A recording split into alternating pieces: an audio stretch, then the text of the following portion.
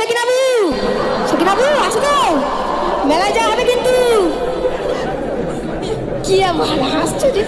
আমি শরিয়াতে তোমার কতটুকু জ্ঞান আছে আমি কি দেখতে পারবো? অবশ্যই। তো আমি তোমার প্রশ্ন করব, তোমার কিন্তু উত্তর দিতে হবে, পারবে কি?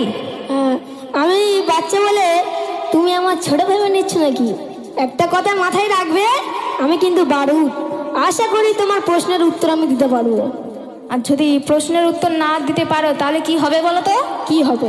ওই পাশে যে খাল আছে জানো, পচা পানি তোমার ফেলে দেওয়া হবে। সে ঠিক আছে, আমার পানিতে ফেলে দেবে, তাতে আমার কোনো দুঃখ নেই। কিন্তু আমিও তোমার প্রশ্ন করব, তুমি যদি উত্তর না দিতে পারো তাহলে তোমার রানু পাগড়ি করে আমাদের এই বারাইপুর ট্রেন লাইনে গান গিয়ে বেড়াতে হবে। আই কি বলে না।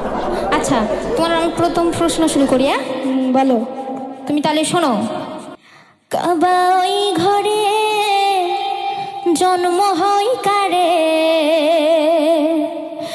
ওরে কাবা ওই ঘরে জন্ম হয় কারে, ও ফিরোজ ভাই সঠিক উত্তর দাও না আমারে, ও ফিরোজ ভাই সঠিক উত্তর দাও না আমারে, ওই কাবা ওই ঘরে জন্ম হয় কারে, কাবা ওই ঘরে জন্ম হয় কারে, ও ফিরোজ ভাই সঠিক উত্তর দাও না আমারে, ও ফিরোজ ভাই সঠিক উত্তর দাও না আমারে, সঠিক উত্তর দিলে মানব জ্ঞানী বলে, সঠিক উত্তর দিলে মানব জ্ঞানী বলে, না পারিলে ওই ফেলে দেব পানা পুকুরে, না পারিলে ফেলে দেব পানা পুকুরে। এই প্রশ্ন এ তো আমি চোখ বন্ধ করে তো বলে দেবো, তো এই তো আমার সাইজের বাচ্চারা তো বলে দেবে। কিরকম কায়দা করে দেখো শালি। আচ্ছা তুমি উত্তর দাও দেখি। আমি বলছি শোনো, বলো। কাবা ঘরে জন্ম যারে নাম আলী হায়দার, বেদিনে রাজার ভয়েতে কাঁপত থার থার, কাবা ঘরে জন্ম যারে নাম আলী হায়দার, বেদিনে রাজার ভয়েতে কাঁপত থার থার, এবার আমি প্রশ্ন করব বুঝান তোমারে, না পারিলে রানু পাগলি করব তোমারে, না পারিলে ছকিনা পাগলি করব তোমারে। কই সকিনাবু, সকিনাবু আসো তো, মেলায় যাওয়া হবে কিন্তু। কি আমার হাসছো যে? তোমার কথা শুনে হাসি পাচ্ছে। আচ্ছা তুমি তো ঠিক উত্তর দিয়ে দিলে, তো দেখি তুমি এবার আমার প্রশ্ন ধরো দেখি, আমি দেওয়ার চেষ্টা করব। আমার এখনো আছে, আর এখন একটা প্রশ্ন বাকি আছে। আচ্ছা বলো। ভেবেচিন্তে না উত্তর দিলে কিন্তু তোমার সকিনা পাগলি করে দেবে, কিন্তু তুমি আমার মেলায় গিয়ে হেরে যাবে না তো। আচ্ছা তুমি বলো দেখি, তারপর উত্তর দিচ্ছি। আমি বলছি শোনো, মা ফাতেমার ঘরে কয়জন সন্তান এলো রে, ফাতেমার ঘরে কয়জন সন্তান এলো রে, যেজন গর্ভে মারা গেল নাম কি তারে, যেজন গর্ভে মারা গেল নাম কি তারে, দেখবো হাদিস কুরআন কত আছে তোমার জ্ঞান, দেখবো হাদিস কুরআন তোমার আছে কত জ্ঞান, না পারিলে রানু পাগলি করব তোমারে, না পারিলে সকিনা পাগলি করব তোমারে। তো এই প্রশ্ন নাকি আমার সে ছকিনা পাগলি করবে, কি বলে দেখ খালি। আচ্ছা বুঝলে ভোলা, এ তো এক চুটকির খেলা। তোমার এই প্রশ্নের উত্তর আমি কেমন দিচ্ছি তুমি শোনো। বলো দেখি। শোনো তাহলে। হাসান হোসেন মা ফাতেমার রত্ন দুই ছিল, ওরে হাসান হোসেন মা ফাতেমার রত্ন দুই ছিল, মহসিন মায়ের গর্ভে মারা যে গেল, হাসান হোসেন মা ফাতেমার রত্ন দুই ছিল, মহসিন মায়ের গর্ভে মারা যে গেল। ঠিক বললাম তো? বলো না। উত্তর কেমন দিলাম আমি এক চুটকি মেরে, এবার আমি প্রশ্ন করব আমি তোমার, এবার আমি প্রশ্ন করব আমি তোমারে। তো এবার আমার প্রশ্ন হবে এত কড়া, তুমি হয়ে যেতে পারো ন্যাড়া, বুঝলে ভোলা? তো এবার আমি প্রশ্ন করি তাহলে। জুলেখা বিবির স্বামীর নাম কি বলো ছিল?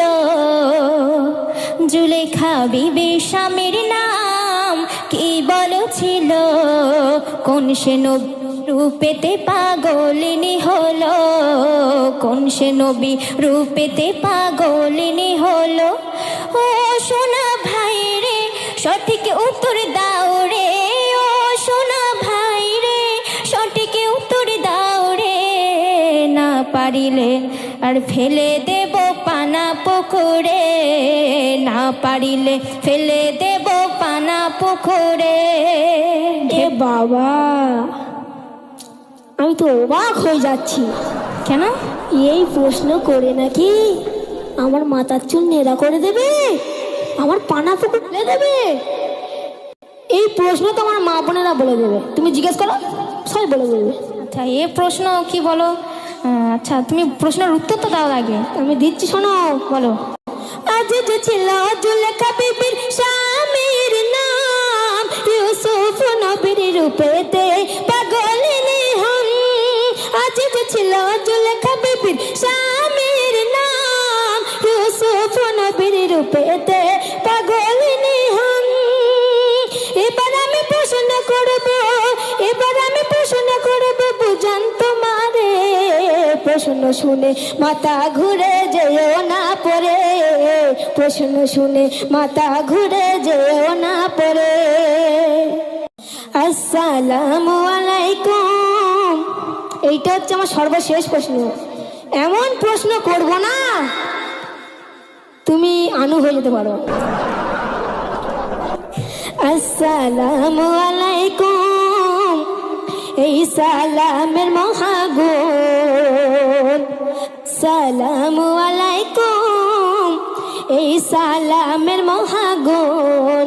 আসসালামু আলাইকা নবীর বেলায় এমন, আসসালামু আলাইকা নবীর বেলায় এমন। ভাইরাল শিল্পী মোর বুঝান, দেখি তোমার কত জ্ঞান। ভাইরাল শিল্পী মোর বুঝান, দেখি তোমার কত জ্ঞান। দেখি তুমি উত্তর দাও আজ কেমন করে, দেখি তুমি উত্তর দাও আজ কেমন করে। তো এতক্ষণ পরে একটা কড়া দিকে প্রশ্ন করলো। তো এখানে অনেক জ্ঞানী গুণী ব্যক্তি রয়েছেন, মানে কড়া দিকে প্রশ্ন করলো যে আমরা মানুষ, মানে একটা মানুষ মুসলমানকে সালাম দেয় আসসালামু আলাইকুম বলে, কিন্তু আল্লাহ নবীজিকে তানাকে যারা সালাম দিত তারা বলতেন যে আসসালামু আলাইকা ইয়া রাসূল আল্লাহ। এটা কেন, তাই তো?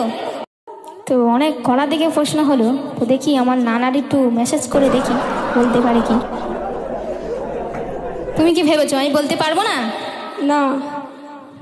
তো তাহলে শোনো, আমরা মুসলমানকে সালাম দিই আসসালামু আলাইকুম, কারণ আসসালামু আলাইকুম মানে হচ্ছে আল্লাহ তোমাদের উপরে রহমত বর্ষণ করুক। তার মানে হচ্ছে তোমাদের কেন বলা হচ্ছে? কারণ আমাদের দুটো কাঁধে দুটো ফেরেশতা থাকে, তার জন্য বলা হয় যে আসসালামু আলাইকুম। কিন্তু আল্লাহ নবীজির তানার দুটো কাঁধে কোনো ফেরেশতা ছিল না, তাই তানাকে বলা হতো যে আসসালামু আলাইকা ইয়া রাসূল আল্লাহ। আমি কি ঠিক দিতে পারলাম? সুরে বলো দেখি। আচ্ছা, সুরে তো বলবো, তুমি শোনো। সত্যি প্রশ্নের উত্তর দেওয়া যে কঠিন, আরে হাসতে হাসতে উত্তর দেবে আনিসা পারভীন। সত্যি প্রশ্নের উত্তর দেওয়া যে কঠিন, হাসতে হাসতে উত্তর দেবে আনিসা পারভীন। নবীর কাঁধে ফেরেশতারা, নবীর কাঁধে ফেরেশতারা থাকে নাহি রে। এমে হান্নান এমন প্রশ্ন গেল তাই করে, এমে হান্নান এমন প্রশ্ন গেল তাই করে। ওরে এমে হান্নান এমন প্রশ্ন গেল তাই করে, এমে হান্নান এমন প্রশ্ন গেল তাই করে।